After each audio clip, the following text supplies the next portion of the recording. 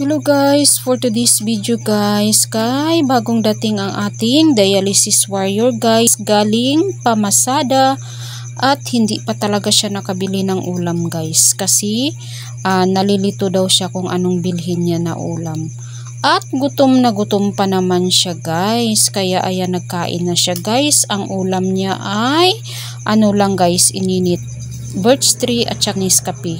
Solve na yan si Papa John kahit ganyan lang ang ulam niya guys. At ang bata naman namin ay busy sa kanyang activity guys. Kahit gabi na, gumagawa pa rin ng kanyang activity. Finger puppet daw ang kanilang activity para bukas individual sila mag-recite guys. At wala pa talaga kami nakabili ng colored paper, buti na lang mayroon pa talagang naiwan na dalawa guys. Kaya gipagtiyagaan niya na lang. At fast forward pala guys ay nakabihis na ako dyan kasi nga may simba kami ngayong gabi. Merkulis pala guys ay may midweek service kami guys. May simba kami sa Victory Chapel Christian Center. Hindi pala kami nagkain ng kanin guys, bali nagmerienda na lang si Princess dyan ng gatas at saka tinapay. Tapos ako ay hindi na ako nagkain kasi nga nakatoothbrush na ako. At fast forward guys ay dumating na talaga kami sa simbahan at hindi pa nagumpisa ang aming service ay nagprepare pa kami kasi nga ang iba naming mga kasamahan ay hindi pa dumating.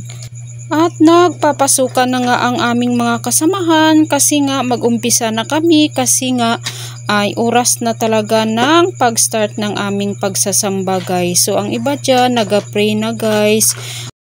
At syempre automatic nagsimula na talaga ang pagsasamba namin guys. At midweek service pala yan guys, 7 PM mag-start ang aming pagsasamba. At fast forward guys ay nakauwi na kami sa bahay at nagkain na talaga ang aming bata batuta guys. At ito tingnan nyo guys, nagagalit guys. Kasi inaasar siya ng kanyang ama na mas matalino pang ama kaysa anak guys.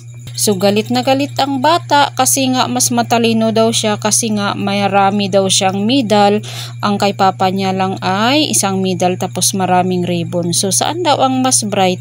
Siyempre ang maraming medal kaysa sa maraming ribbon. Kaya ayan, inaasar talaga siya ng papa niya at nagagalit siya guys. Tingnan nyo na guys. At ang ama naman ay hindi magpatalo. Ay naku, parang bata isip din, pinapatulan din ang anak. Ay naku na lang sa inyong dalawa, iwan ko sa inyong dalawa. At umiksi na pa talaga ang mga alaga, naghaharutan din. O tingnan nyo naman guys, ay naku cream o kristal, ang kukulit nyong dalawa.